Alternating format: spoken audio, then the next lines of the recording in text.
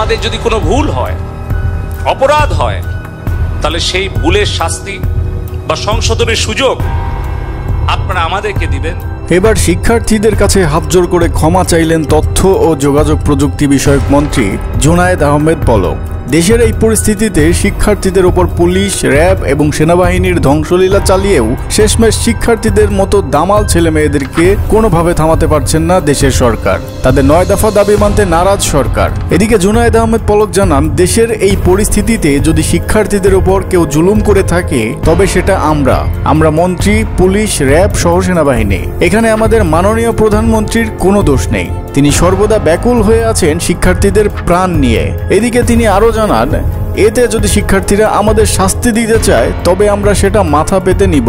তিনি শিক্ষার্থীদের উদ্দেশ্য বলেন, আমি হাতজোড় করে অনুরোধ করছি, আপনারা থামুন আর আন্দোলন করবেন না।